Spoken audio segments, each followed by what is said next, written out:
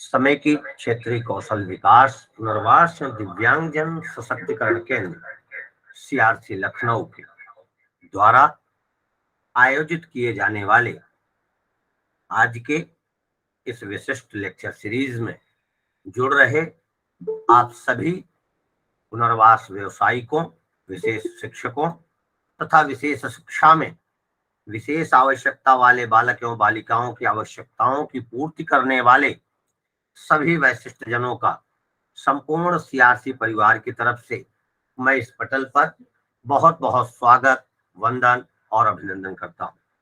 प्यारे साथियों, एक ऐसा विषय जो सारगर्भित विषय की भावों को संलिप्त कर शैक्षणिक दृष्टिकोणों की उन्नता के साथ मानसिक स्वास्थ्य की उत्तरोत्तर वृद्धि को संलिप्त करते हुए महत्वपूर्ण भाव से वेलनेस की तरफ बढ़ाने हेतु और जीवन के सुखदतम भाव को आनंद से आनंदमयता की तरफ ले जाने वाले पक्ष के निग्रहित करते हुए अत्यंत ही महत्वपूर्ण भाव से युक्त विषय को लेकर के हमारे बीच आज मुख्य वक्ता के रूप में doctor Priyanka Shukla ma'am, assistant professor department of psychology, government degree college Barabanki Uttar Pradesh सम्मिलित हो रही हैं,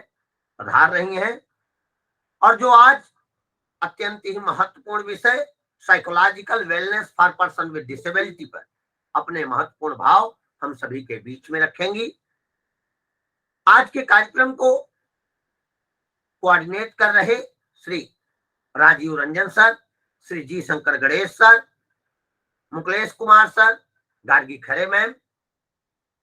आज के कार्यक्रम में पैट्रॉन्स के रूप में अपने आशीर्वचन हम लोगों को प्रदान करने वाली आदरणीय मीना कुमारी शर्मा मैम, निदेशिका पंडित दीनदयाल उपाध्याय राष्ट्रीय शारीरिक दिव्यांगजन संस्थान नई दिल्ली, तथा हमारे निदेशक श्री रमेश पांडे सर, निदेशक सीआरसी लखनऊ, सभी का इस पटल पर बहुत बहुत स्वागत, वंदन और अभिनंदन।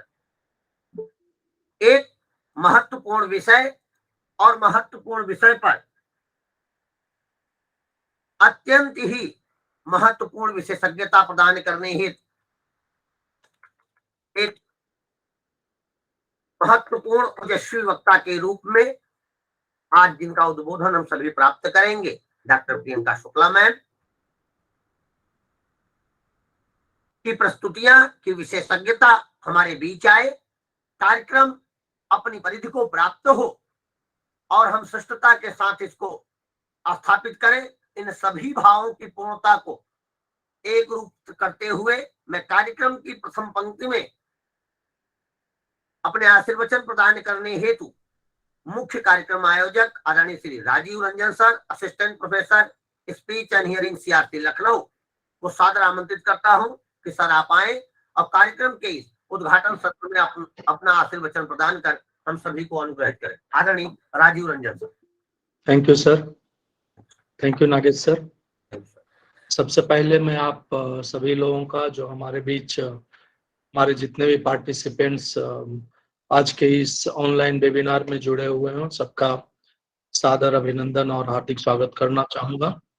और जैसा कि नागेश जी बता रहे थे कि आज का ये जो सब्जेक्ट है psychological wellness for person with disabilities, एक बहुत ही अच्छा इम्पोर्टेंट टॉपिक है जो कि आज के डे टू डे रूटीन में सबके लिए इट इज नॉट ओनली पीडब्ल्यूडीज, बच्चे हों या बड़े हों, बट सभी के लिए कहीं ना कहीं ये वेलिंगनेस बहुत जरूरी है, साइकोलॉजिकल वेलनेस बहुत जरूरी है। मान लीजिए एग्जाम्पल नॉर्मल लोगों की बात करें, हम आप जैसे हाईली एजुकेटेड लोगों की बात करें, हम आप जैसे मैक्सिमम आईक्यू लेवल की बात करें, जो कि अपने आप को बोलते हैं हाईली एजुकेटेड, इनकी बात करें, इनके पास भी देखेंगे कभी प्रेशर की वजह से, कभी काम की वजह से, कभी एक साथ 3-4 चीजें मल्टीटास्किंग की वजह से, झल्लाहट, हराना, मतलब बहुत सारे ऐसे एनवाइंग बिहेवियर्स आने लगते हैं।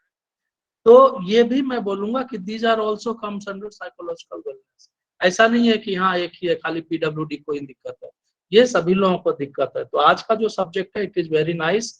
एंड मैं अगेन हमारे director madam miss Meena Kumari Sharma, जो कि हमारे डायरेक्टर हैं PDU IPPT new Delhi, as well as हमारे डायरेक्टर श्री रमेश पांडे सर, जिनके जिनके अप्रूवल से, जिनके मार्गदर्शन से ये सारे हमारे कार्यक्रम आयोजित किए जाते हैं। और हमारे सारे CRC ऑफिसर्स एंड जितने भी स्टाफ्स हैं उनके तरफ से भी आप सभी का हार्दिक स्वागत और अभिनंदन करता हूं। और खास करके मिस गार्गी खरे P&O, जो कि हमारे आज के इस ऑनलाइन वेबिनार का जो है ऑब्जेक्टिव, और जिन्होंने इसके सारे मिनट्स टू मिनट्स बनाए हैं, जिन्होंने इसको ड्राफ्ट किया है, और जो हमारे आज के रिसोर्स पर्सन है उनको हमारे बीच में लेके आए हैं। तो बहुत बहुत धन्यवाद मैडम आपका भी। और हमारे जो आज के साइकोलॉजिस्ट हैं, जो हमारी रिसोर्स पर्सन है, वो हमारे बीच में जुड़ चुके हैं। सी इज डॉक्टर प्रियंका शुक्ला, जो कि असिस्टेंट प्रोफेसर हैं department of psychology, government degree college Barabanki UP में। तो मैं उम्मीद करता हूं कि आज का ये जो टॉपिक है साइकोलॉजिकल वेलनेस फॉर PWDs, हम सभी के बीच में एक अच्छा सा इंफॉर्मेशन देके जाएगा, जो कि हम अपने not only for the PWDs, again I repeat, it's not only for the PWDs, ये जो हमारे बीच स्ट्रेटजीज आएंगे, हमारे बीच जो इंफॉर्मेशन आएंगे, वो शायद हम अपने ऊपर जो नॉर्मल लोग, जिनको हम बोलते हैं कि नॉर्मल IQ, नॉर्मल पर्सन, वो भी इम्प्लीमेंट कर सकते हैं। So thank you all again and welcome you in all this online program, and that's all. Thank you very much. Nagesh is up to you. बहुत बहुत धन्यवाद सर, आपका आशीर्वचन हम सभी के लिए प्रेरणा है। कार्यक्रम अपनी अगली पंक्ति में, और आज के विषय पर हम महत्वपूर्ण उद्बोधन को प्राप्त करें, इस हेतु मैं हमारे बीच जुड़ी आदरणीय doctor Priyanka Shukla ma'am, assistant professor department of psychology, government degree college Barabanki Uttar Pradesh, को सादर आमंत्रित करता हूं कि मैम आप आए और आज के इस विषय पर अपनी महत्वपूर्ण विशेषज्ञता हम सभी के बीच में रखें। आदरणीय मैम। धन्यवाद सर। सभी को good afternoon. Doctor Priyanka Shukla ma'am. जी सर, मेरी आवाज आ रही है? आ रही है मैडम, आ रही है, कम आ रही है थोड़ी। अच्छा, धन्यवाद सर। ठीक है मैडम। जी ओके, धन्यवाद सर। और सबसे पहले मैं director Meena Kumari ma'am and Ramesh Pandey sir को धन्यवाद देती हूँ।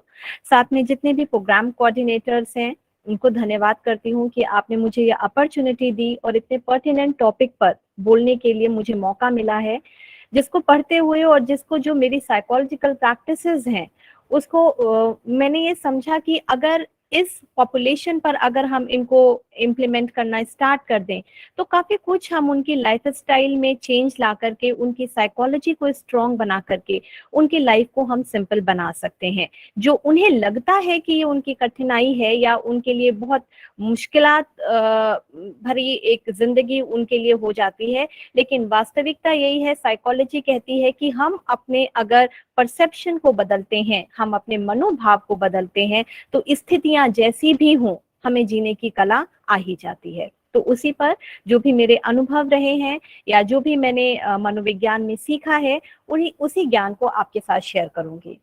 जैसा आपने बताया कि मैं assistant professor government degree college में मैंने अभी लास्ट ईयर से टीचिंग स्टार्ट करी है और बाकी मेरा 2007 से यूनिवर्सिटी एक्सपीरियंस भी रहा हुआ है। एंड साथ ही साथ मैंने काफी कुछ क्लिनिकल एक्सपीरियंस भी अपना गेन करा हुआ है, क्योंकि साइकोलॉजी जब आप पढ़ते हैं तो अगर आपने उसके प्रैक्टिसेस को अपनी एक आम जिंदगी में अगर अप्लाई करना नहीं सीखा तो खाली सिद्धांत पढ़ लेना और उसकी थ्योरी को समझ लेना वो साइकोलॉजी नहीं है। तो मैं आज पूरा मेरा प्रयास रहेगा कि मैं अपने उन्हीं अनुभवों को और उसी जो मेरे प्रैक्टिकल नॉलेज है मैं उसको आप तक पहुंचा पाऊं।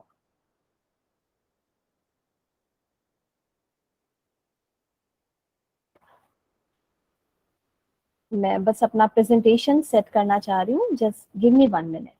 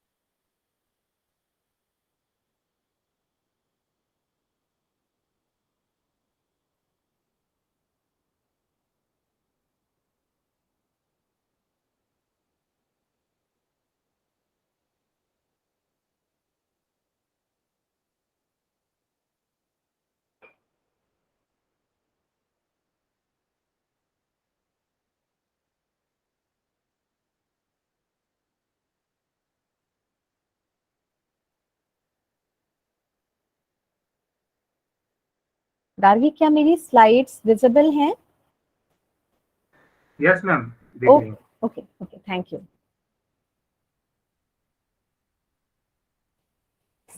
आज का हमारा विषय है psychological wellness for person with disabilities. सबसे पहले हम शुरुआत कुछ पॉजिटिव थॉट से करते हैं। जैसा निडो क्यूबिन ने कहा है, your present circumstances don't determine where you can go, they merely determine where you start. हमारी वर्तमान परिस्थितियां जो हैं, जो सर्कमस्टेंसेस हैं, वो ये नहीं निर्धारित करते हैं कि हम कहाँ जा सकते हैं, बल्कि वो ये बताते हैं कि हमको शुरुआत कहाँ से करनी है। तो कभी भी अगर हमने अपनी परिस्थितियों को नकारात्मक देखा है, तो हम ये ना सोचें कि अब हमसे कुछ भी नहीं हो पाएगा, या हम अब बिल्कुल अपने जो जीवन है उसको हम बिल्कुल डाउनफॉल के ही लुक में देखेंगे, बल्कि हमें ये देखना है कि हमारी जिंदगी की शुरुआत का पॉइंट जो है वो यहाँ से निर्धारित किया जा रहा है। जिमी डीन ने कहा है, I can't change the direction of the wind, but I can adjust my sail to always reach my destination. हम हवाओं का रुख नहीं बदल सकते हैं, हम उनको दिशा नहीं दे सकते हैं, लेकिन हम ये तो निर्धारित कर सकते हैं कि हमें अपनी नाव को किस तरीके से डेस्टिनेशन पर पहुंचाना है। इसका मतलब सिंपल यही है कि जीवन भर अगर हम बाह्य परिस्थितियों को कंट्रोल करने की कोशिश करेंगे, तो हम जीवन में कभी भी सकारात्मक नहीं हो पाएंगे। क्योंकि हर एक ह्यूमन बीइंग की लाइफ को अगर हम ऑब्जर्व करें, तो उसमें सकारात्मकता, नकारात्मकता सब कुछ हमें दिखाई देता है। तो हमको उनको बदलने की जरूरत नहीं है, हमको ये देखना है कि हमने अपनी नाव को कैसे संभाल करके उसको एक लक्ष्य तक पहुंचाना है। रॉबर्ट एम हैंसल ने कहा है, I don't have a disability, I have a different ability. जैसा मैंने अभी आपसे कहा कि सिंपल हमें अपने जीवन को सुखमय और आनंदमय बनाने के लिए अपने परसेप्शन को बदलने की जरूरत है। जहां पर हमारा नजरिया बदलने लगता है, हम चीजों को देखने का रुख बदलने लगते हैं, जीवन की परिस्थितियां कैसी भी हों, वो हमको प्रभावित करना कम कर देती हैं। यहाँ पर ये हो सकता है लोगों को ये फिलोसॉफिकल बात लगती है, लेकिन हर एक आम व्यक्ति इसको प्रैक्टिकल करके देख सकता है कि हम जीवन में कभी भी ना पूर्णतया सुखी हो सकते हैं, ना हम पूर्णतया दुखी हो सकते हैं। हमने लाइफ में हमेशा कॉम्बिनेशंस देखे हैं। तो जब ये कॉम्बिनेशन होते हैं, तो कभी भी आप कभी कोई नकारात्मक परिस्थिति में हो, हमेशा आप ये सोचिएगा कि कैसे हम इसमें अपने परसेप्शन को चेंज करें। आप देखिएगा आपके पूरा जो बॉडीली रिएक्शंस होते हैं, जब हम परेशान, घबराते हैं या नकारात्मक स्थिति में होती हैं, तो जो भी हमारी शारीरिक स्थितियों में बदलाव आ रहा होता है, आप देखेंगे तुरंत से उसमें एक सकारात्मक चेंज हम ऑब्जर्व करना स्टार्ट कर देते हैं। डिसेबिलिटी है क्या? डिसेबिलिटी एक बॉडी और माइंड की कंडीशन होती है, जो कि हमें किसी काम को करने के लिए कठिनाई पैदा कर देती है, जिससे हम कुछ हो सकता है एक्टिविटी करने में वो बाधाएं पैदा कर रही हो, या हमें इनकॉम्पिटेंट फील हो रहा हो। और कई बार ये डिसेबिलिटी जो है वो हमें जब लोगों के साथ हम इंटरैक्ट कर रहे होते हैं, उसमें भी बाधाएं क्रिएट कर देती है। Simple that is disability. Disability का मतलब ये नहीं है कि हम किसी भी चीज से पूर्णतया विमुख हो गए हैं। जैसा कहा है, disability that means I have a different ability. तो ये उनको एक टास्क मिलता है to find out that ability. उस विभिन्नता को, उस यूनिकनेस को पहचानने के लिए जिंदगी ने हमें वो स्थिति दी है। That means I am a competent person, कि जो उन डिफरेंट एबिलिटीज को आइडेंटिफाई कर सकता है। UN convention on the rights of person with disability, इन्होंने इसको डिफाइन करते हुए बताया है कि person with disabilities include those who have long term, जिसका एक लंबे समय से फिजिकल, मेंटल, इंटेलेक्चुअल या सेंसरी इम्पेयरमेंट्स होता है। और जो ये इम्पेयरमेंट्स होते हैं विच इन इंटरैक्शन विद वेरियस बैरियर्स में hinder there full and effective participation, जिसकी वजह से, इन इम्पेयरमेंट्स की वजह से वो व्यक्ति पूर्णतया अपने आप को सोसाइटी में उसका जो इफेक्टिव पार्टिसिपेशन है वो प्रस्तुत नहीं कर पाता है। इंटरनेशनल क्लासिफिकेशन ऑफ फंक्शनिंग कहता है कि disability is simple and umbrella term, because जो अभी लेटेस्ट 2016 का एक्ट आया है उसमें 7 से 21 एक्ट जो आपकी डिसेबिलिटीज हैं उनकी लिस्टिंग करी हुई है. That means it is an umbrella term covering impairment, activity limitation and participation restriction.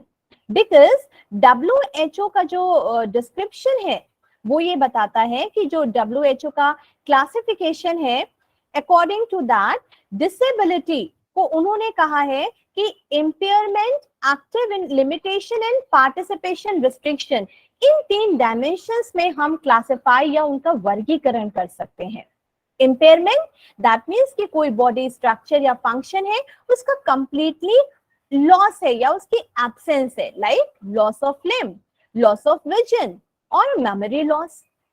दूसरा डायमेंशन है कि वहां पे पूर्णतया लॉस तो नहीं है उस पर्टिकुलर फंक्शन का या ऑर्गन का, बल्कि जो एक्टिविटी है उसकी सीमाएं हैं. For example difficulty in seeing, hearing, walking और प्रॉब्लम सॉल्विंग. और तीसरा डायमेंशन इन्होंने बताया है participation restriction in normal daily activities. Okay, जैसे हो सकता है कि रिक्रिएशनल एक्टिविटीज जो हैं या जो सोशल एक्टिविटीज हैं, इनमें जो उनकी डेली एक्टिविटीज हैं उसमें कुछ ना कुछ वो रेस्ट्रिक्शन को एक्सपीरियंस करते हैं. तो सिंपल इन 3 डायमेंशन को ही एक वर्ड दिया गया है, that is the disability. Disability को कंप्लीटली हम डिप्राइवेशन की स्थिति नहीं समझ सकते हैं कि पूर्णतया किसी भी चीज की अनुपस्थिति है, बल्कि कोई चीज ऐसी उपस्थित है जिसको उसे आइडेंटिफाई करना है. और इसमें साइकोलॉजिस्ट, काउंसलर या जो भी एक्टिव मेंबर्स हैं उनसे अच्छा कोई रोल प्ले कर ही नहीं सकता है. जब भी हम परेशान होते हैं, तो हम जब परेशान होते हैं तो क्या हम किसी परेशान व्यक्ति को ही ढूंढते हैं जो हमारी मना स्थिति को संभाले? हम एक ऐसे व्यक्ति को ढूंढते हैं जिसकी खुद में मना स्थिति संभली हुई हो, ताकि अब हम उससे अपनी बात को कह सकें. तो सिंपल जब ऐसे पॉपुलेशन के साथ हम डील करते हैं तो वो डिस्टर्ब हैं, स्वाभाविक है. और जैसा अभी किसी सर ने ये चीज बोली भी थी कि आज के वर्तमान समय में कोई भी साधारण व्यक्ति भी आप देखिए, वो व्यक्ति भी कहता है मुझे बहुत टेंशन है, मुझे स्ट्रेस हो रहा है, मुझे एंजाइटी है. एंड आज के छोटे छोटे बच्चे भी कहने लगे हैं कि बहुत टेंशन हो रहा है मुझको. तो ये एक आम समस्या बन रही है. समस्या आम बन गई है, लेकिन आज भी हम आगे देखेंगे इसका उपचार जो है वो लोगों के लिए कितना समस्या बन चुका है कि उन्हें ये बहुत स्टिग्मा होता है. मैं कैसे कह दूं कि मुझे साइकोलॉजिस्ट की जरूरत है, मुझे साइकाइट्रिक ट्रीटमेंट की जरूरत है. और शायद यही वजह है जिसकी वजह से हमारे जो इंडियन पॉपुलेशन है उसमें मेंटल हेल्थ इश्यूज का बर्डन बढ़ता हुआ चला जा रहा है. डिसेबल पॉपुलेशन जो है उसमें कई सारी डिसेबिलिटीज पाई जाती हैं. जैसा मैंने अभी बताया, RPWD एक्ट 2016 जो है वो ये कहता है कि जो पहले का एक्ट था जिसने सिंपल 7 टाइप्स ऑफ डिसेबिलिटीज की बात करी है, 2016 का act talk about 21 type of disabilities. और उसमें भी उन्होंने बताया है कि डिसेबिलिटी का जो क्राइटेरिया है, जो परसेंटेज है, वो वैरी करता है. जैसे इन ओवरऑल डेटा की जब हम बात करते हैं तो दिखाई देता है that males are more affected than females, कि मेल्स में ये ज्यादा समस्या देखी जाती है as compare to the female. 19% people have vision related disability, 19% people have hearing related disability, 7% people have a speech impairment, 20% people have locomotor abilities, 6% people are affected by mental retardation. तो इस तरीके से परसेंटेज जो है, जैसे 3% people are suffering with mental illness, 18% people have other type of disabilities and 8% people have multiple disabilities. इसी के साथ जो 21 टाइप्स ऑफ डिसेबिलिटीज की बात करी गई है, इसमें इन्होंने ऑटिज्म है, पार्किंसन है या अदर इंटेलेक्चुअल डिसेबिलिटीज जो हैं उनको भी इन्वॉल्व करा हुआ है. और आज के टाइम पे हम देख रहे हैं autism is one of the common issue among the children. बहुत ही ये एक आम समस्या बनती हुई चली जा रही है। तो उसकी वजह सिंपल यही है कि कहीं ना कहीं हम अपनी साइकोलॉजिकल वेलनेस को इग्नोर करते हैं। हम फिजिकली अनफिट होते हैं, तुरंत डॉक्टर को दिखाने चले जाएंगे, जैसा प्रिस्क्रिप्शन दिया जाएगा आई विल फॉलो अकॉर्डिंगली। लेकिन हमें कोई साइकोलॉजिकल प्रॉब्लम होगी वो तो हो ही नहीं सकती है। वो तो हमारे लिए तभी होता है कि जब उसकी वजह से हमारी बिल्कुल रूटीन जो है या हमारी जो स्लीप डिसऑर्डर है वो पूरी तरीके से डिस्टर्ब हो जाता है। तब हमें लगता है yes now I need a psychiatric treatment, क्योंकि अब हमें लग रहा है मेरी साइकोलॉजिकल स्टेट जो है वो ओके नहीं है। तो ये जो इग्नोरेंस है वो कहीं ना कहीं हमारी ओवरऑल साइकोलॉजिकल वेलनेस को इन्फ्लुएंस कर रही है। अब इसके बिकॉज यहाँ पे मैं बोलना चाहूंगी मेरा जो प्रेजेंटेशन है उसमें कुछ पार्ट जो है वो डिसेबिलिटी को फोकस करता हुआ है एंड बाकी के जो पार्ट्स हैं उसमें मैं सेकेंड पार्ट जो है उसमें मैं साइकोलॉजिकल वेलनेस की बात करूंगी। एज यू नो कि अगर हम इसके कॉजेज ऑफ डिसेबिलिटी की बात करें तो डिसेबिलिटी के कई सारे कॉजेज हो सकते हैं। उसका कॉजेज बर्थ टाइम पे भी हो सकता है, like condition that present at birth may affect person later in life। जो भी आपका ये विजन, हियरिंग, बिहेवियर या मोबिलिटी इश्यूज होते हैं ये सारे आपके हो सकता है प्रेजेंट टाइम जो बर्थ के टाइम पे जो सिचुएशन रही हो वो फेवरेबल ना रही हो जिसका इफेक्ट उस पर दिखाई दे रहा है। लाइक अगर हम अपने फिजियोलॉजिकल फंक्शंस को देखें तो जो मस्कुलर डिस्ट्रोफी है, डाउन सिंड्रोम है, ये सारे इश्यूज जो आपके हैं ये सब आपके कहीं ना कहीं फिजियोलॉजिकली कनेक्टेड होते हैं। देन कुछ इश्यूज जो होते हैं associated with developmental condition that becomes apparent during childhood. Apparent during childhood that means बिल्कुल साफ दिखाई देती है लेकिन स्टिल वी स्टार्ट इग्नोरिंग। मेरे बच्चे को ऑटिज्म हो ही नहीं सकता है, मेरा बच्चा ADHD का हो ही नहीं सकता है। तो वहां पे जो इग्नोरेंस है कि हमें साफ साफ सिम्टम्स दिखाई देते हैं but still not ready to accept that how my child suffer from such kind of issues. तो वो चीज जो है वो भी बहुत बड़ा डिसेबिलिटी का कॉज बन रहा है। Related to an injury, injury भी डिसेबिलिटी का एक मेजर कॉज माना जाता है।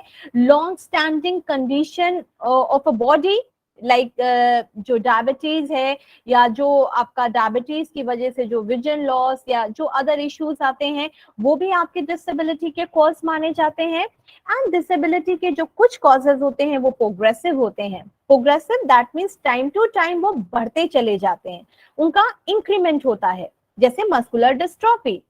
स्टैटिक होते हैं, स्टैटिक दैट मीन्स कि लाइक अ लिम्ब लॉस, वो जैसे है वो फुल टाइम पूरे लाइफ हमको वो सिचुएशन अब हमें फेस करते ही रहना है। And intermittent that means interval based होते हैं कि उनका किसी पर्टिकुलर टाइम पर जो एक्सप्रेशन है वो ज्यादा दिखाई देता है। For example multiple cirrhosis, external icon, ये सारे जो इश्यूज होते हैं वो इंटरवल पीरियड पे कभी ज्यादा और कभी कम फॉर्म में दिखाई देते हैं। तो ये हमारे जो कॉजेज ऑफ डिसेबिलिटी हैं। तो जब हम डिसेबिलिटी को समझे तो हमें उनके कॉजेज को समझना बहुत जरूरी होता है। नाउ उसके बाद हम बात करते हैं statistics on mental health person with a disability. Statistics जो है वो हमारे सिंपल ये बताती हैं कि किस तरीके से जो एक पर्सन जो है वो जिस तरीके के इश्यूज अपने लाइफ में हैंडल कर रहा होता है तो वो इश्यूज उसके लाइफ में कहीं ना कहीं उसके मेंटल हेल्थ को इन्फ्लुएंस करते हैं। एंड यहाँ पर हम इस चीज को समझें कि जो मेंटल हेल्थ की हम बात कर रहे हैं या जो हम साइकोलॉजिकल वेलनेस की बात कर रहे हैं, हमारे माइंड एंड बॉडी का बहुत स्ट्रॉन्ग कनेक्शन होता है। हमारी जैसी मनः स्थिति होती है उसका पूरा पूरा प्रभाव हमारी शारीरिक स्थिति पर या हमारे फिजियोलॉजिकल कंडीशन पर पड़ रहा होता है। इसीलिए ये कहा जा रहा है कि जो आज के लोग स्ट्रेस, एंजाइटी या जो कॉमन साइकोलॉजिकल इश्यूज हैं उनको बहुत ज्यादा फेस कर रहे हैं। जैसा स्टार्टिंग में किसी ने बोला था कि हर एक व्यक्ति को कहीं ना कहीं एकेडमिक प्रेशर है, प्रोफेशनल प्रेशर है, हर तरीके के तनाव में वो रह रहा है। और इस तनाव का अगर उसने मैनेजमेंट नहीं सीखा, that how to deal with this kind of psychological issues, then definitely एक स्टेट आएगी कि उसकी बॉडी जो है वो उस चीज को फेस करने के लिए रेडी नहीं रहेगी। और रिजल्ट क्या होगा? Physical illness. Studies and researches reveal that people with disabilities are at higher risk of mental health issues as compared to the non-disabled counterparts. और उसके बहुत सारे रीजन है, क्योंकि जो फिजिकली डिसेबल है उसके लिए स्थितियां उतनी सरल नहीं होती हैं। तो अगर आप सोचिए स्थितियां सरल नहीं है, उसको अपनी डिफरेंट एबिलिटीज को आइडेंटिफाई करना है, उसे अपने आप को इस सिचुएशन में कोप अप कराना है, तो अगर उसकी साइकोलॉजिकल वेलनेस स्ट्रांग नहीं होगी, वो कैसे अपने आप को एडजस्ट करा पाएगा? Some studies also shown that people with mental health issues are more likely to develop a physical health problem. जैसा ये कहा जाता है, स्ट्रेस जो है is one of the major cause of cancer. Because जब भी हम स्ट्रेस में होते हैं, स्ट्रेस कहने को ये एक बहुत आम प्रॉब्लम है and everyone experiences stress in daily life, लेकिन उसमें एक व्यक्ति जो होता है वो जानता है how to cope with this kind of stress, और एक पर्सन होता है वो स्ट्रेस में ही रह करके अपनी लाइफ स्टाइल को जीता चला जाता है। तो आप कहीं पर अगर डेली हैमरिंग करेंगे तो आज नहीं कल नहीं, लेकिन 10 दिन के बाद वहां पर आपको क्रैक्स दिखाई देने लगेंगे, and the simple cracks are physical health problem.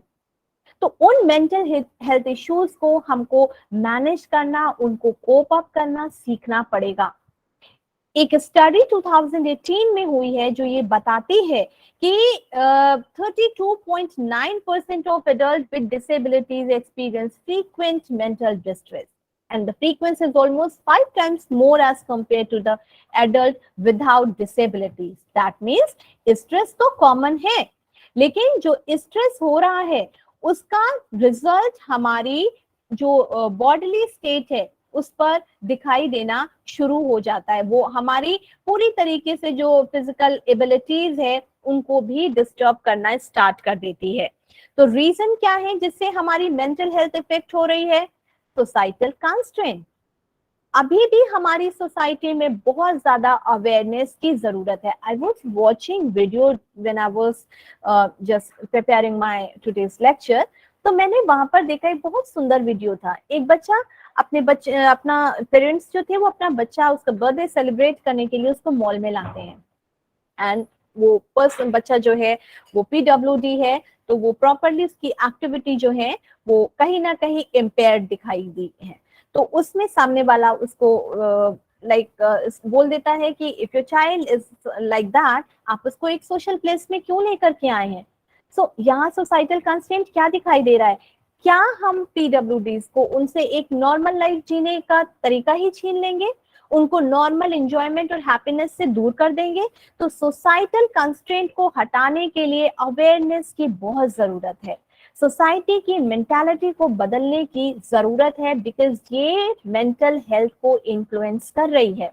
Loneliness and isolation, हम खुद में देखें कि कितना लोगों के अंदर इस तरीके की फीलिंग और अफेक्शन होता है कि इस तरीके के लोगों को हम उनको कंपनी दें, हम उनके साथ रहें, हम उनके अंदर एक टुगेदरनेस की फीलिंग को डेवलप कराएं। तो उनका जो लोनलीनेस आइसोलेशन है वो उनके मेंटल हेल्थ को इन्फ्लुएंस कर रहा है।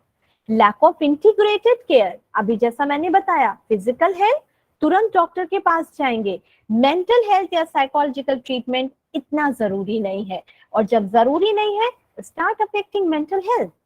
High incidence of unemployment and poverty, because government ने एक पर्टिकुलर जो उसका अपना क्राइटेरिया है वो डिसाइड करके रखा हुआ है, बट स्टिल प्राइवेट सेक्टर में they are not ready to give job to such population, और जो अनएम्प्लॉयमेंट एंड पॉवर्टी है वो भी उनके मेंटल हेल्थ को इन्फ्लुएंस कर रही है।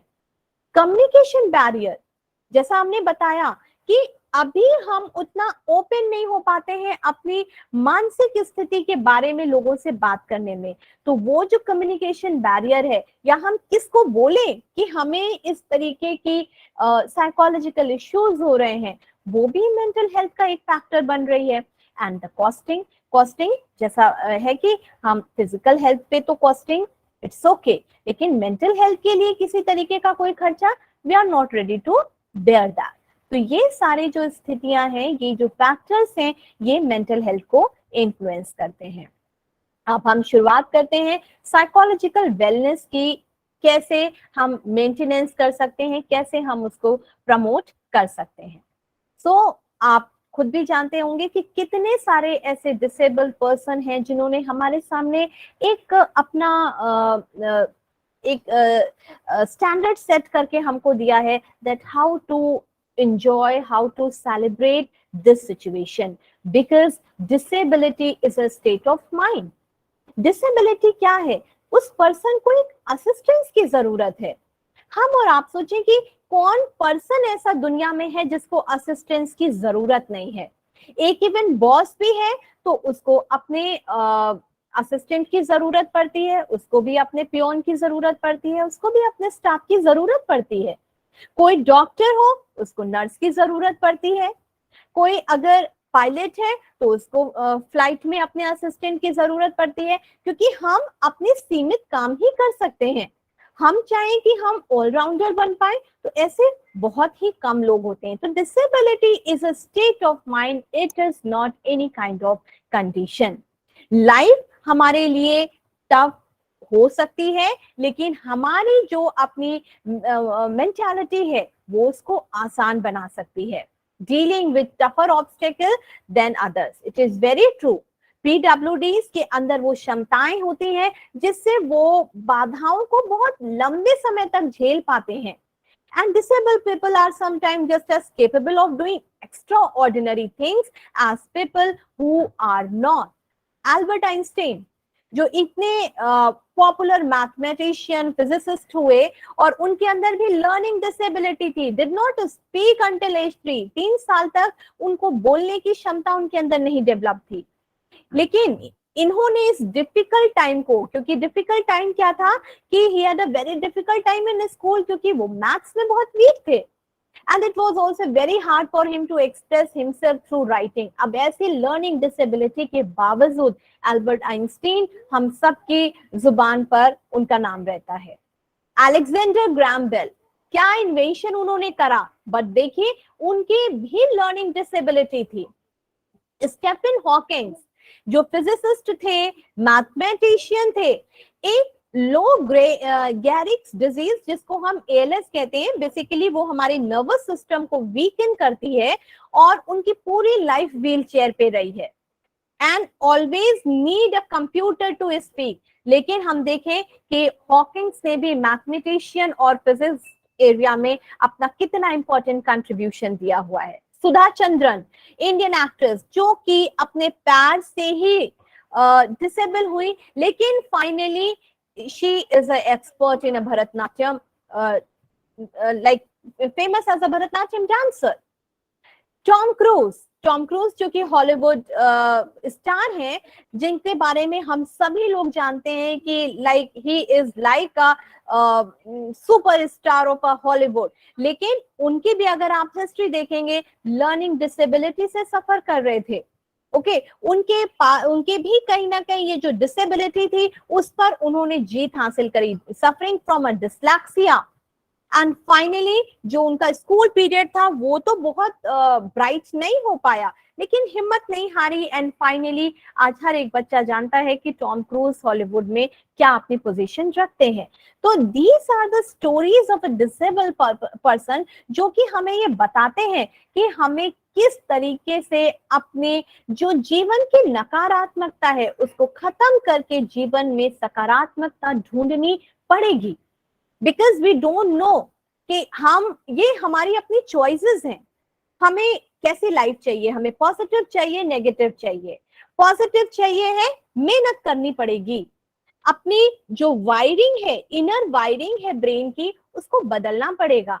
एंड फाइनली जब ये वायरिंग चेंज हो जाएगी, हमको लाइफ में एक चेंज ऑब्जर्व होना, दिखाई देना पड़ेगा। प्रॉब्लम क्या है? Here I am not talking about PwDs only, हम एक आम अगर व्यक्ति की भी बात करें, प्रॉब्लम क्या है? We are not ready for change. किसी तरीके से अपनी मानसिकता में, किसी तरीके से अपने व्यवहार में कोई परिवर्तन जल्दी लाना नहीं चाहते हैं, बट स्टिल हम चाहते हैं स्थितियां हमारी सब बदल जाएं। तो situation are not in our control. आप नहीं जानते आधे घंटे बाद क्या होगा, मैं नहीं जानती आधे घंटे बाद मेरे साथ क्या होगा। सिचुएशन हमारे हाथ में नहीं है, हमारे हाथ में है how to handle the situation. Psychological wellness पूरी तरीके से इसी पर बेस्ड होती है। अ स्टेट ऑफ वेलबींग, इसमें इंडिविजुअल रियलाइज करता है अपनी योग्यताओं को, ये समझता है how to cope with the normal stresses of life, और ये साथ में समझता है कि कैसे मैं अपने वर्क को प्रोडक्टिवली, फ्रूटफुली कंप्लीट कर पाऊं। That is what the psychological wellness. आप अगर देखिए ये क्वालिटीज आपके अंदर है, that means you are in the path of psychological wellness. आप अपनी वेलनेस को बढ़ाने के प्रयास में लगे हुए हैं। क्या आपके भीतर अपनी योग्यताओं को जानने की इच्छा है? आप जानना चाहते हैं आप किन क्षेत्रों में बहुत अच्छा कर सकते हैं, क्या आपकी काबिलियत है? क्या आपको अपने जीवन के तनावों को सुलझाना या उनको फेस करना आता है? क्या आप अपने हर काम को, यू कैन वर्क प्रोडक्टिवली और फ्रूटफुली कंप्लीट करना चाहते हैं या निपटाना चाहते हैं? या आपका अपनी सोसाइटी के लिए कितना क्या कंट्रीब्यूशन है, पॉजिटिव कंट्रीब्यूशन है, दैट मीन्स आपकी साइकोलॉजिकल वेलनेस जो है वो प्रोग्रेस की तरफ है। Because psychological wellness affect how we think, feel and act. एक व्यक्ति की सोच क्या है, उसके भाव क्या है, उसका व्यवहार क्या है, वही उसकी साइकोलॉजिकल वेलनेस को डिफाइन करता है। अब आप देखिए साइकोलॉजिकल वेलनेस में कहीं पर भी परिस्थितियों की बात नहीं है, that how you face the situation of life, किस तरीके की स्थितियों को आप जीवन में फेस करेंगे। साइकोलॉजिकल वेलनेस इसकी बात नहीं करती है, वो कहता है how we think, how we feel and how we act. कैसा सोचते हैं, कैसा फील करते हैं और हम कैसा एक्ट करते हैं। इसी साइकोलॉजिकल वेलनेस को दो तरीके से साइकोलॉजिस्ट डिफाइन करते हैं, हेडोनिक एंड यूडाइमोनिक। देखिए हम जब साइकोलॉजिकल वेलनेस की खोज में निकलते हैं या जब हम उसको बढ़ाने के प्रयास में लगते हैं, तो एक तो तरीका होता है जिसमें हम क्या चाहते हैं कि कैसे हम अपनी प्रसन्नता और आनंद को बढ़ाएं और जो जीवन की दुखद भावनाएं हैं उनको हम कम करें, increased pleasure and decreased pain. एक ये तरीका होता है अपनी साइकोलॉजिकल वेलनेस को बढ़ाने का। और दूसरा तरीका होता है यूडाइमोनिक वेलबींग। दैट मीन्स हम इस तरफ ढूंढते हैं कि मेरे जीवन का लक्ष्य क्या है। जैसे एक साइकोलॉजिस्ट हुए हैं मैस्लो और रॉजर्स। मैस्लो ने कहा है कि व्यक्ति के जीवन का उद्देश्य उसके आत्मसातकरण, जो सेल्फ एक्चुअलाइजेशन होता है, उसको प्राप्त करना है। रॉजर्स कहते हैं एक व्यक्ति को अपने फुली फंक्शनिंग को पाना है।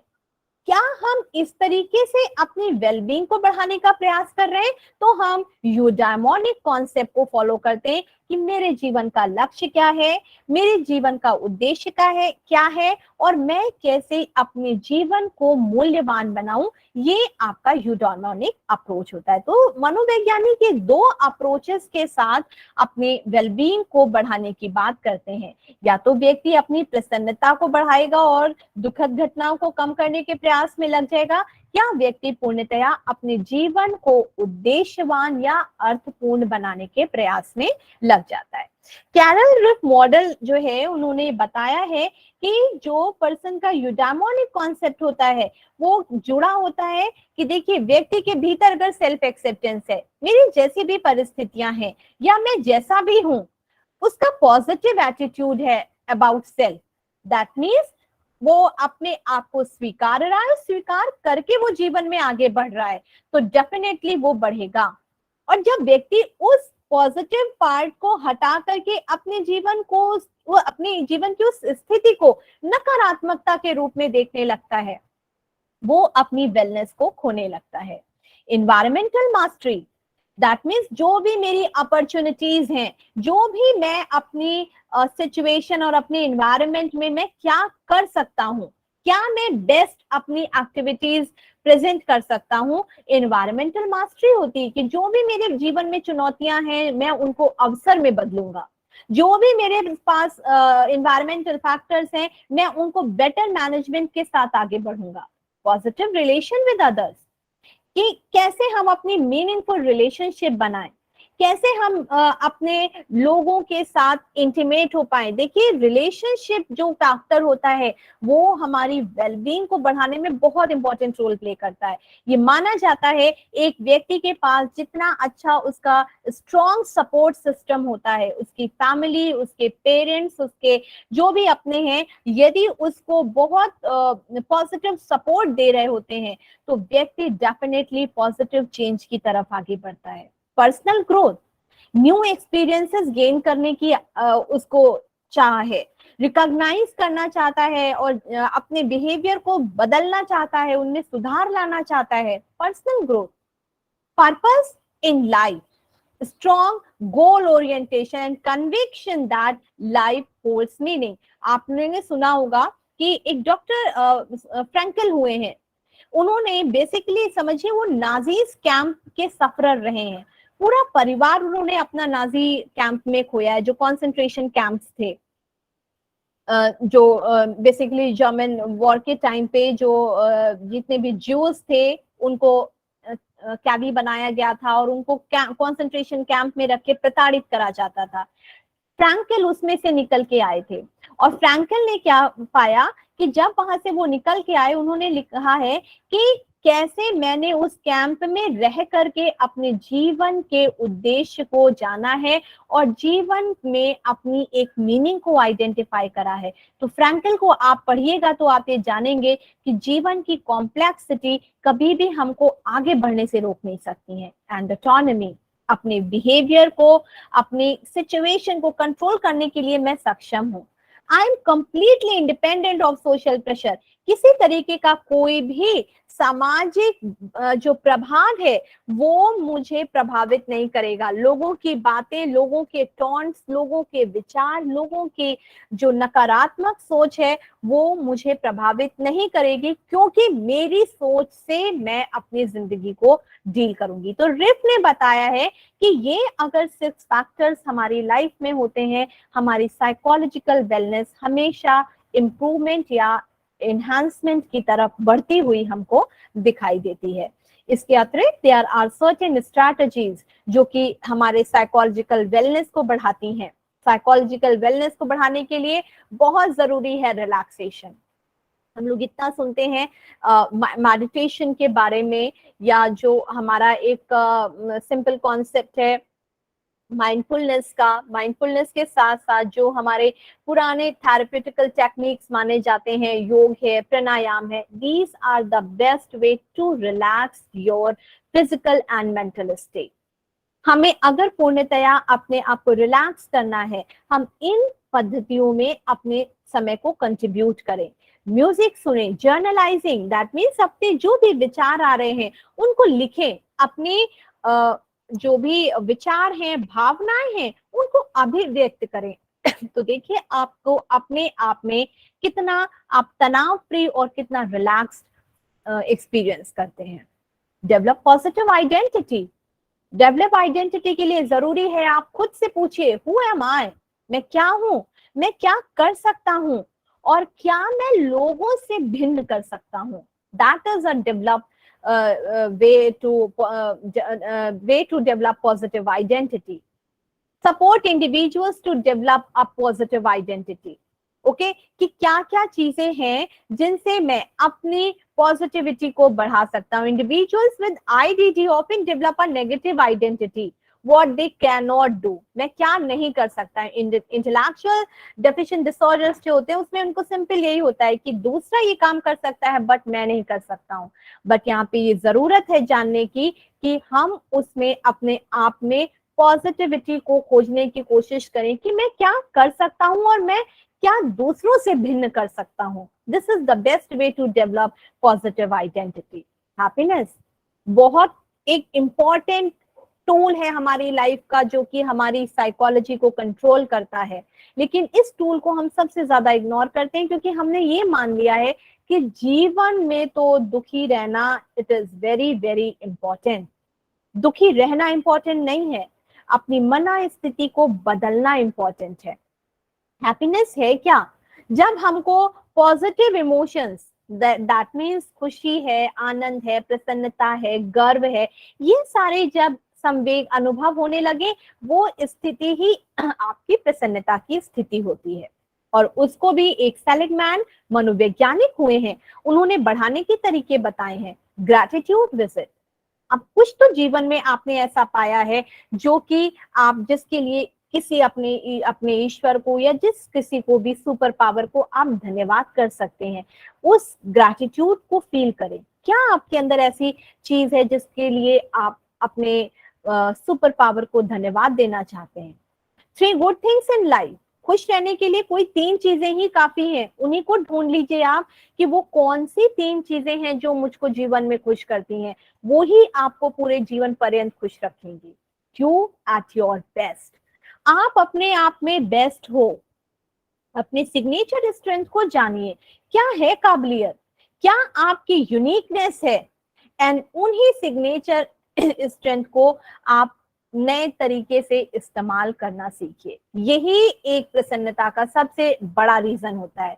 और अगर कहा जाए हम प्रसन्नता ढूंढते कहाँ हैं, सामने वाला जब मेरे लिए अच्छे शब्द बोल देगा मैं तब प्रसन्न हो जाऊंगी, सामने वाला मेरी बात को मान जाएगा मैं तब प्रसन्न हो जाऊंगी। और मैंने जो तरीके बताए हैं उसमें कहीं कभी भी कोई सामने वाले का इन्वॉल्वमेंट ही नहीं है, मेरी खुशी है, मेरे कंट्रोल में है, मेरे परसेप्शन पर बेस्ड है, उसमें किसी दूसरे व्यक्ति का कोई कंट्रीब्यूशन नहीं हो सकता है। If you want to be happy, determine the quality of thought, अपने थॉट की क्वालिटी को बदलिए, अपने कन्वर्सेशन को बदलिए। मैं क्या नहीं कर सकता हूँ, भगवान ने मेरे साथ ऐसा क्यों करा है, just change the way you start self talking.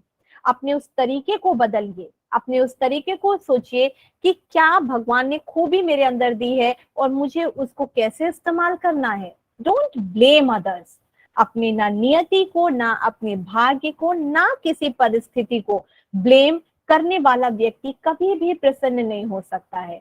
B stable and spirituality can shift the focus. We all are Indian, और हमारे इंडियन हुड में तो हर चीज में ये कहा जाता है जब तक हम अपने आप को अपनी आत्मा से नहीं जोड़ेंगे, हम आत्मा क्या है, आत्मा ही हमारी पूर्ण सत्यता है, जब तक हम अपने आप को लाइफ की रियलिटी के साथ कनेक्ट नहीं करेंगे, हम जीवन में कभी भी प्रसन्नता को प्राप्त नहीं कर पाएंगे। Because happiness is not connected, is not related with the physical objects. Car मिल जाए, गाड़ी मिल जाए, घर मिल जाए, बच्चे का नंबर अच्छा आ जाए, then I'll be happy, तो हम कभी भी खुश होना सीख ही नहीं सकते। उस हैप्पीनेस के लिए हमें इंटरनल वायरिंग को बदलने की जरूरत है। अब अपने डी फैक्टर को आइडेंटिफाई करना है। जैसे कहा जाता है ना, एक ABC। ए क्या होता है, कोई भी एक्टिवेटिंग इवेंट। एक्टिवेटिंग इवेंट क्या है, एक्टिवेटिंग इवेंट है कि मेरे जीवन में कोई प्रॉब्लम है। अब उस प्रॉब्लम जब भी है तो उसके लिए कोई बिलीफ होगा, मैं या तो उसके लिए भगवान को कहूंगी भगवान ने मेरे साथ ऐसा करा है, या मैं किसी परिस्थिति को ब्लेम करूंगी, कुछ ना कुछ तो बिलीफ बना लूंगी, या मैं उस परिस्थिति के लिए कह दूंगी अब मेरे साथ ऐसा हो गया है तो मैं तो कुछ अच्छा कर ही नहीं सकती हूँ, यही मेरी मान्यता बन जाएगी। और जैसी मान्यता बन जाएगी वैसा ही आपका बिहेवियर बन जाएगा। एक एक्टिवेटिंग इवेंट, अगर सुधा चंद्रन ने ये मान लिया होता है मेरा तो अब एक्सीडेंट हो गया है और मैंने अपना पैर ही जब खो दिया है, मैं कैसे भरतनाट्यम डांसर बन सकती हूँ, ये अगर उनका बिलीफ होता तो वो बिहेवियर की आज जो भरतनाट्यम डांसर है वो कभी भी ना बन पाती। लेकिन एक्टिवेटिंग इवेंट के पीछे जो बिलीफ था वो ये कि मैं इस चैलेंजिंग सिचुएशन में भी अपने सपने को पूरा करूंगी, एंड रिजल्ट हमारे सामने है। उन्होंने बिहेवियर करा और फाइनली आज वो एक Bharatanatyam dancer as well as popular TV star के उसमें हमारे सामने है। तो इस डी फैक्टर क्या होता है, ये तो ABC हो गया। डी फैक्टर क्या होता है, doing something to stop the internal pessimistic explanation. अपने नकारात्मक, अपने निराशावादी एक्सप्लेनेशन को बंद करिए। The person can use thought stopping, write it down. कैसे बंद करेंगे? अपने आप को रोकिए, डाइवर्ट करिए, कुछ लिखना शुरू कर दीजिए, engage in a specific activity, music सुनिए, कुछ क्रिएटिव करने लगे, do something physical.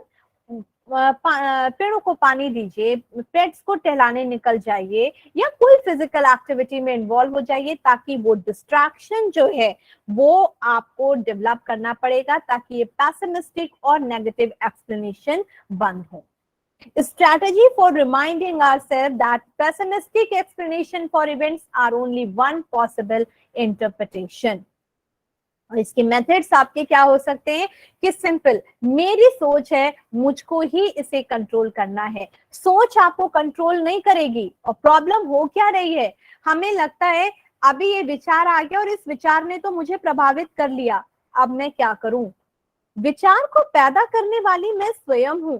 I will manage my thought, I will change my thought, and तब हम देखें कि उसका क्या असर दिखाई दे रहा है। अगर आपके दिमाग में कोई ऐसा नकारात्मक सोच भी आता है तो सोचिए, क्या भगवान ने या ईश्वर ने रियली मेरे साथ इतना बुरा करा है? क्या भगवान ने सही में मुझे इतना हेल्पलेस बना दिया है? जब आप वास्तविकता की तरफ जाएंगे तो ये लगेगा बनाया नहीं है, हम बनने के लिए रेडी हो गए हैं, ये मेरी अपनी चॉइस है। तो इन्हीं सब चीजों के साथ साथ हम चाहें तो अपने भीतर अपनी वेलनेस को बढ़ाने के लिए हम पॉजिटिव क्वालिटीज को भी डेवलप कर सकते हैं, जो कि हमारे ही अपने हाथ में है। किसी को कुछ नहीं करना है, अपने अंदर करुणा का भाव लाएं। ये सभी, कोई मेरी तारीफ करे, कोई मुझे गलत कहे, कोई मुझे टॉर्चर कहे, लेकिन मेरा बिहेवियर सबके लिए बराबर रहेगा। ऑलवेज एक्सपीरियंस कि जब भी आप कंपैशन या किसी भी पॉजिटिव एक्सपीरियंस, इमोशंस को एक्सपीरियंस करते हैं, तब आपके अंदर एक सुखद भाव आता है, या जब आप किसी से कुड़ते हैं, ज्वेलसी फील करते हैं या नफरत कर रहे होते हैं, तब आपके अंदर एक सुखद भाव आता है। तो डेफिनेटली जब करुणा, प्यार और दया जैसी फीलिंग हमारे भीतर होती है, तभी हम लोगों के लिए या अपने आप को एक साइकोलॉजिकल वेलनेस की जर्नी में लगा पाते हैं। इसके लिए हमारी क्या चॉइसेस हैं? एक, हम अच्छे कंपैशनेट फ्रेंड बन जाएं, हम एक कंपैशनेट फैमिली मेंबर बन जाएं, हम लोगों के संवेदनाओं के साथ जुड़ें, हमेशा जब भी किसी से मिले हंसकर मिले।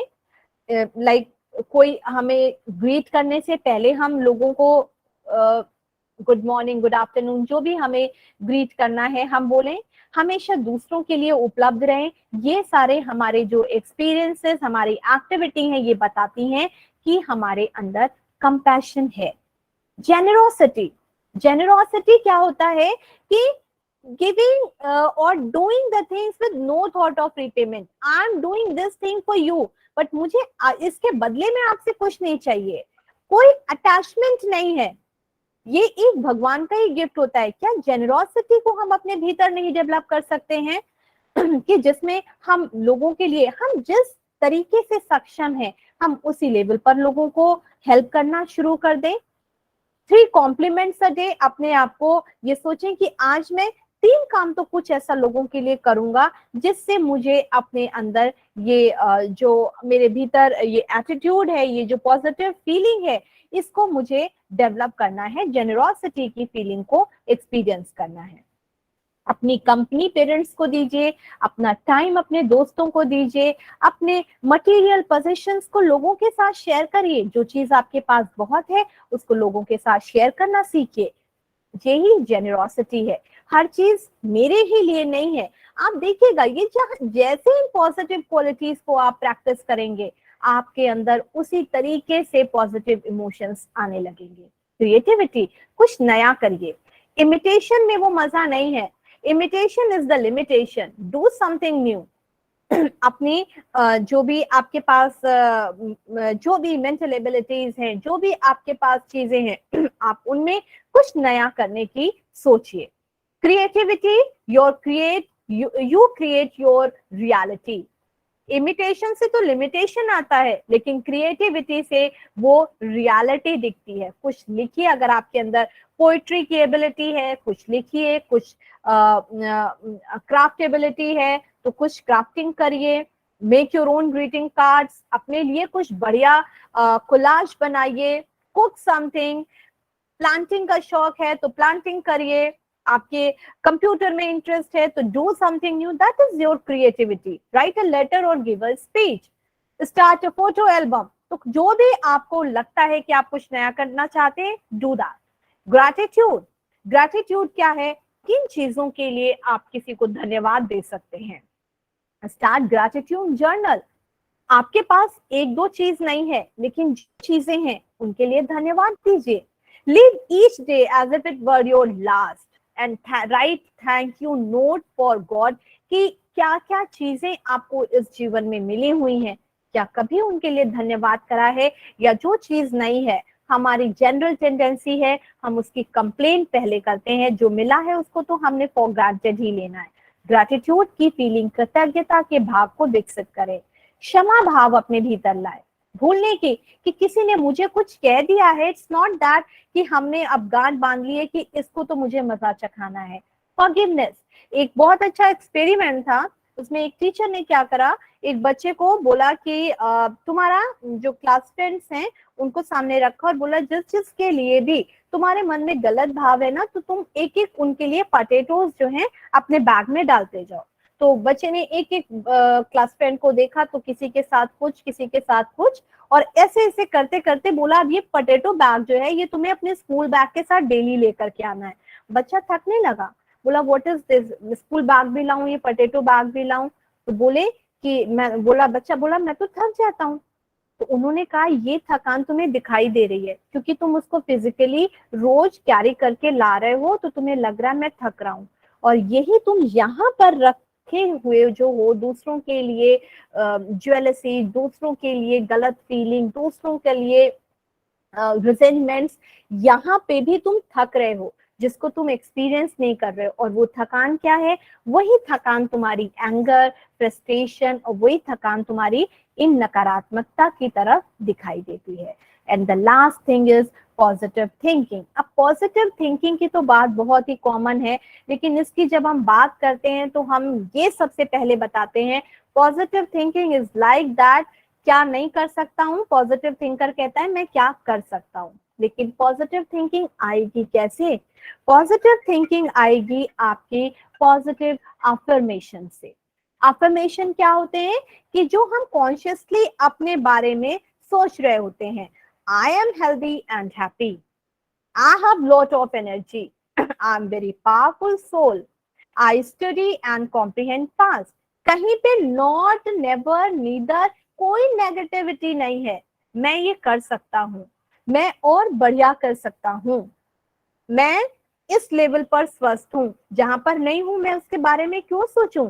ये पॉजिटिव अफर्मेशंस जो हैं ये हमारी साइकोलॉजिकल वेलनेस को बढ़ाते हैं, अपलिफ्ट द स्पिरिट, एंड हमारी माइंड को एक ऐसी एनर्जी से भर देते हैं कि किसी काम को करने में हमें ये नहीं लगता है कि ये क्षमता तो मेरे भीतर है ही नहीं। Positive affirmation leads to positive thinking. And last is prayer. Prayer, योग, प्राणायाम, these all are Indian practices, और ये सारी practices कहती हैं कि जब हम इन प्रोसेस में लगते हैं हमारा पूरा इनर मैकेनिज्म क्लीन हो जाता है, वो पूरा तरीके से साफ हो जाता है, और उससे हमको एक ऐसी एनर्जी मिलती है जो कि हमको नेक्स्ट टारगेट या नेक्स्ट अचीवमेंट की तरफ ले जाती है। Pray to seek guidance, pray to worship, pray to clean your thought, pray to inculcate positive thinking. जब प्रेयर की तरफ हम जाते हैं हमको अपने अंदर एक इनर स्ट्रेंथ एक्सपीरियंस होना स्टार्ट हो जाती है।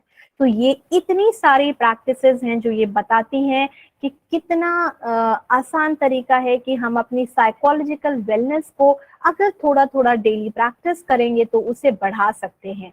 बट बढ़ाएंगे तब जब हम उसकी इम्पोर्टेंस को समझेंगे, जब हम ये समझेंगे कि जितनी जरूरी हमारे लिए फिजिकल फिटनेस है उतनी ही जरूरी साइकोलॉजिकल फिटनेस है।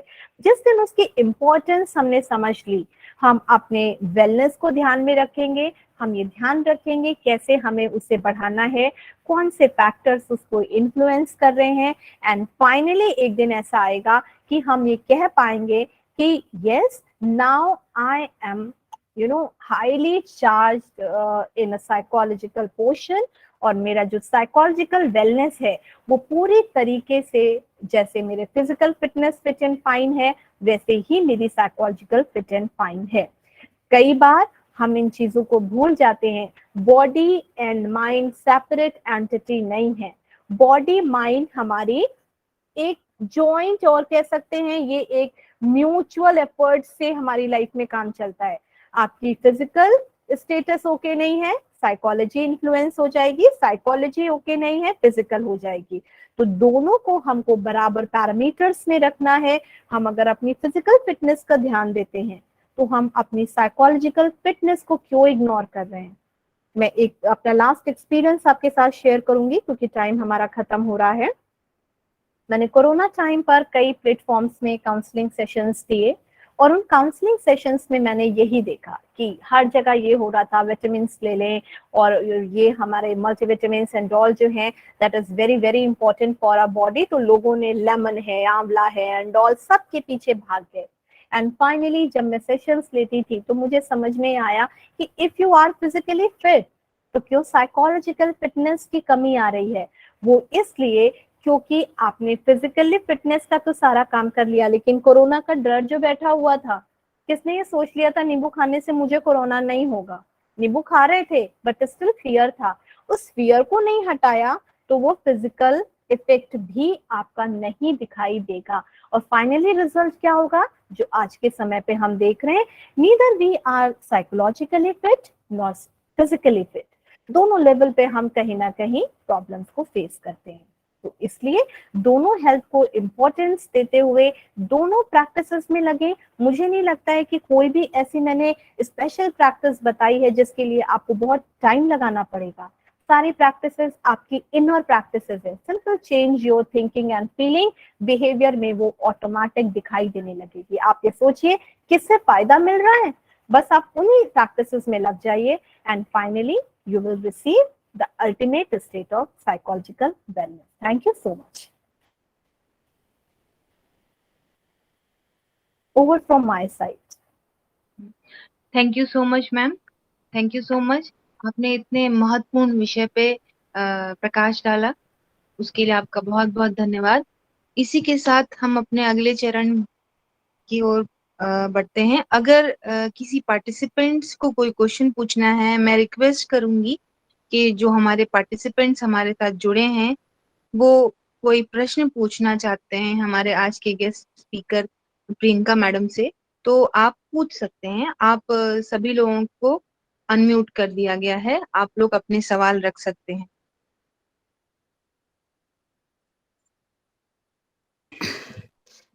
Good evening ma'am.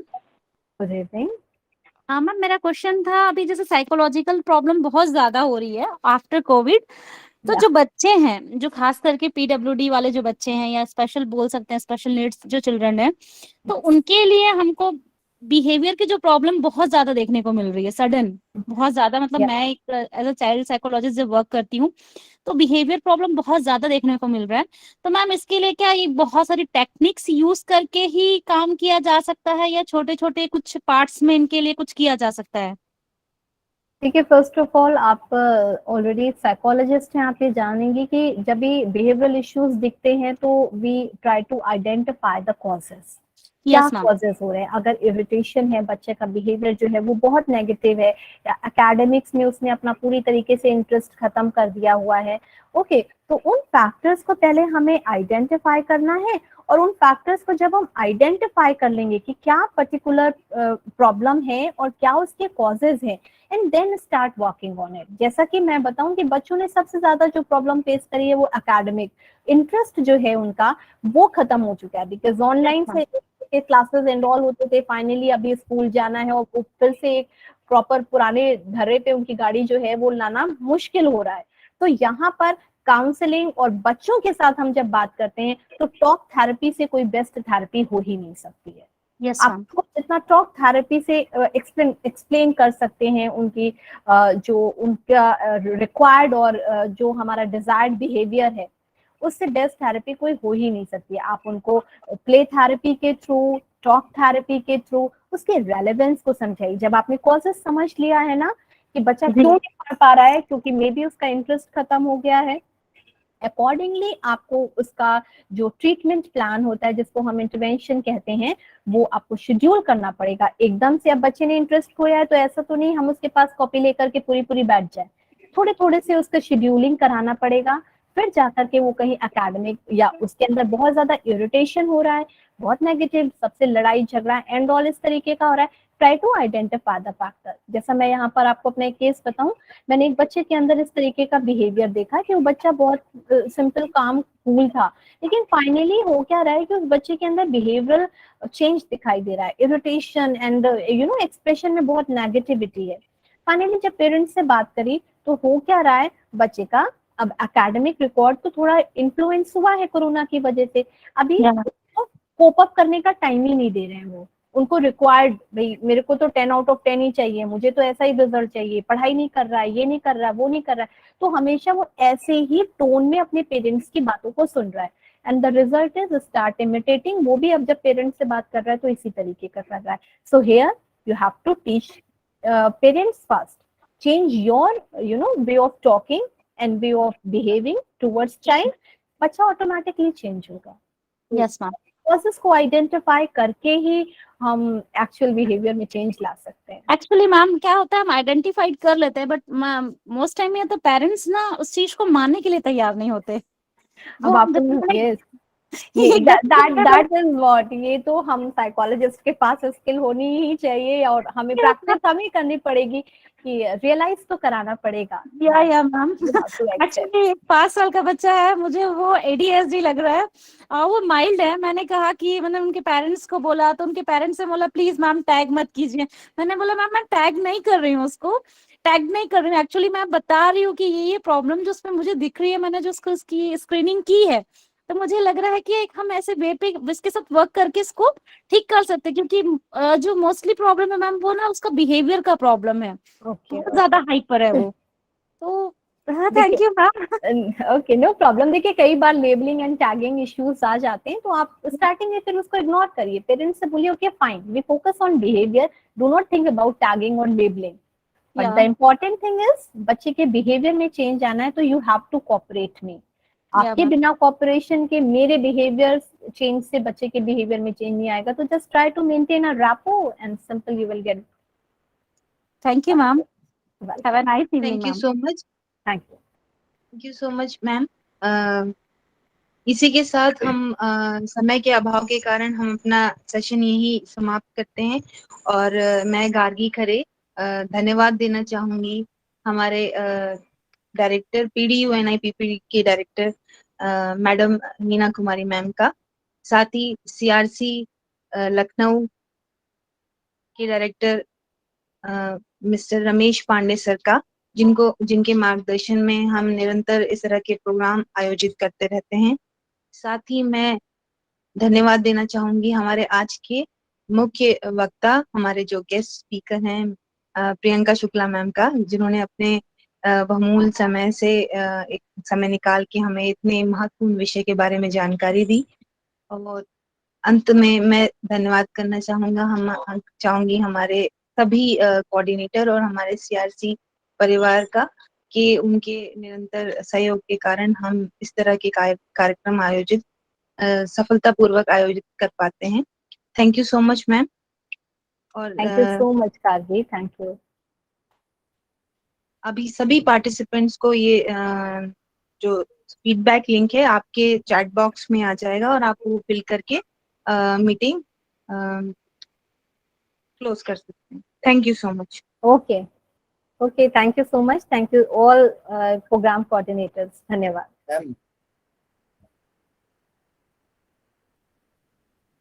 Hello ma'am. Yes yes ma'am आज का सेशन का PPT थोड़ा सेंड कर दीजिए ग्रुप में। Okay, I send to, okay just wait, मैं सेंड करती हूँ। Gargi, I send to you, हाँ, यस प्लीज मैम, आप यस शेयर कर मैम, दोगे? ओके, हाँ, मैं अपने सभी पार्टिसिपेंट्स को ये इन्फॉर्मेशन देना चाहती हूँ कि हमारे जितने भी वेबिनार हैं उनकी रिकॉर्डिंग यूट्यूब पे और फेसबुक पे डाली जाती है, इसलिए आप उसमें जाके अपना जो भी रिकॉर्डिंग है वो आप रेफर कर सकते हैं। और पीपीटी की इसमें कोई रिक्वायरमेंट नहीं हो, क्योंकि आपको सारा जो रिकॉर्डिंग है वो पीपीटी है वो वहाँ पे अवेलेबल रहेगा। तो जितने भी पार्टिसिपेंट्स जिनको पीपीटी देखना है वो हमारी रिकॉर्डिंग जो सीआरसी लखनऊ की वेबसाइट है उसमें भी देख सकते हैं, हमारे फेसबुक पेज पे भी देख सकते हैं, और यूट्यूब जो है हमारा यूट्यूब सीआरसी लखनऊ का उसमें भी रेफर कर सकते हैं। Okay thank you so much ma'am. Okay, bye bye.